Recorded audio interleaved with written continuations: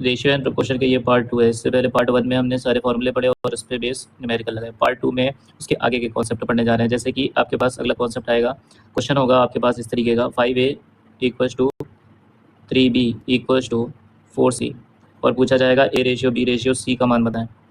तो आप क्या बताओगे? देखो A को छुपा लो, बचा कौन सा? B और C। B के कोफिशिएंट और C के कोफिशिएंट को मल्टीप्लाई कर दो, आंसर। B को छुपा लो, A का कोफिशिएंट और C का कोफिशिएंट मल्टीप्लाई कर दो, आंसर। C को छुपा लो, बचा 5 × 3 यानी 15, 5 3 15। अगर कटे तो काटो, नहीं तो ये आपका राइट आंसर हो जाएगा। अगला टाइप जो है वो है आपके पास कि A/3 = B/4 = C/5। तो A ratio B ratio C का मान क्या होगा? तो A रेशियो C का मान जो इसके नीचे रहता है वही उसकी वैल्यू हो जाती है, 3 रेशियो 4 रेशियो 5। ये आपका राइट आंसर हो जाएगा।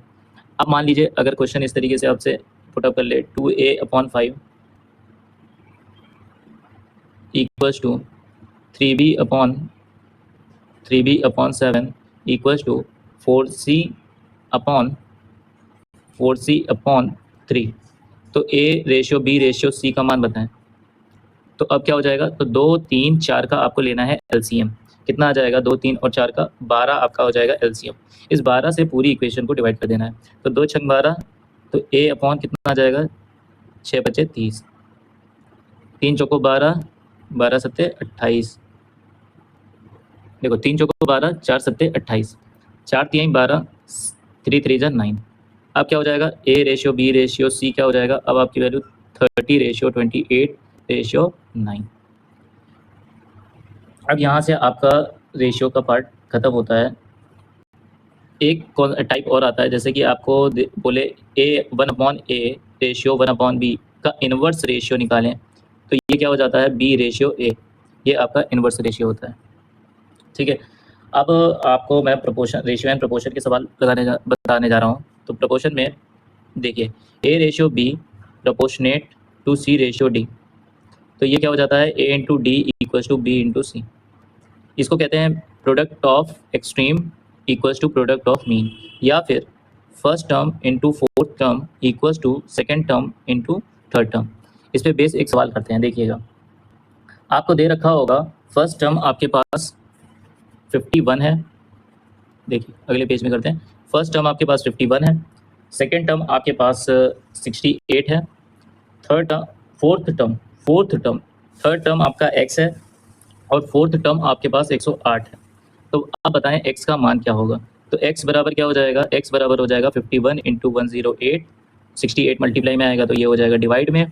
तो अब देखिए 17 × 51, 17 चौको 68, 4 दूना 8, 4 7 28, 27 × 81। आपका राइट आंसर क्या हो गया? 81।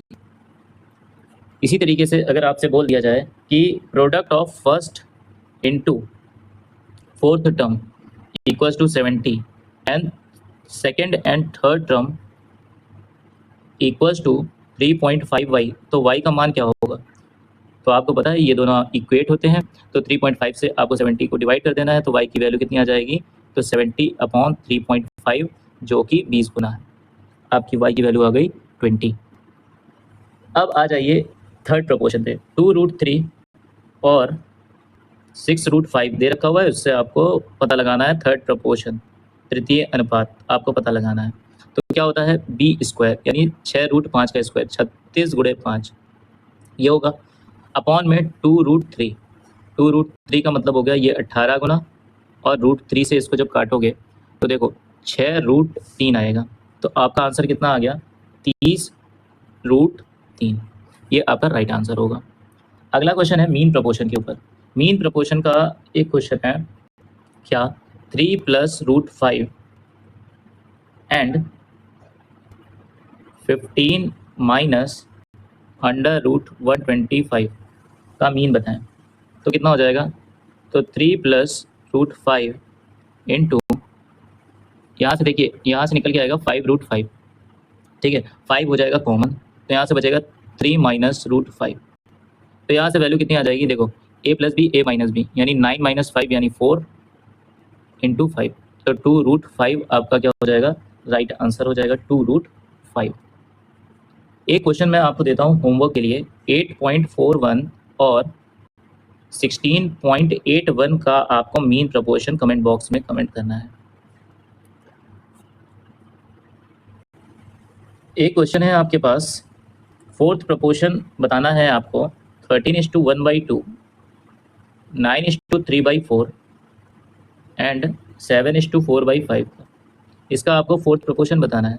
ये आपका कमेंट बॉक्स में आंसर होना चाहिए, क्या आएगा इसका आंसर।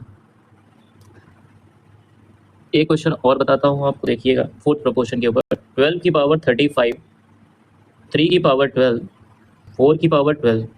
तो बताइए इसका फोर्थ प्रोपोर्शन क्या होगा। तो फोर्थ प्रोपोर्शन क्या होगा, फोर्थ प्रोपोर्शन का मतलब हो गया 3 × 12 B × C, यानी 12, है ना। 3 की पावर 12 गुणे 4 की पावर 12।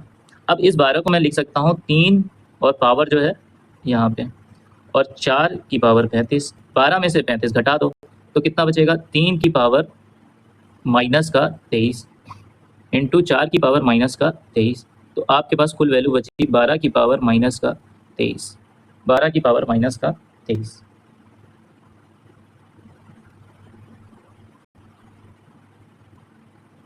अब आपसे मान लीजिए क्वेश्चन पूछ ले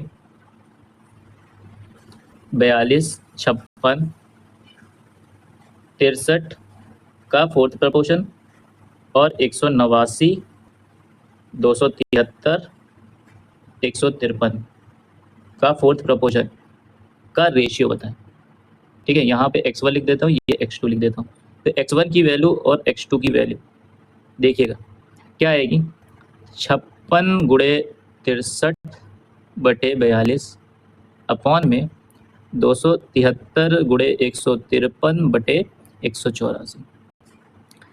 देखो 7 × 8 = 56, 7 × 6 = 42, फिर उसके बाद 2 चौको 8, 2 तिहाई 6, 3 दूना 6, 3 एकम 3, तो ऊपर बचा 84, नीचे देखो किससे कट जाएगा, कुछ कट रहा है तो 8 × 4 = 12, 1 13, कुछ कट रहा हो तो काटिए आप, नहीं कट रहा है तो फिर आगे आपको करना पड़ेगा सॉल्व। कितना आ जाएगा, अच्छा ये 189 है, 189,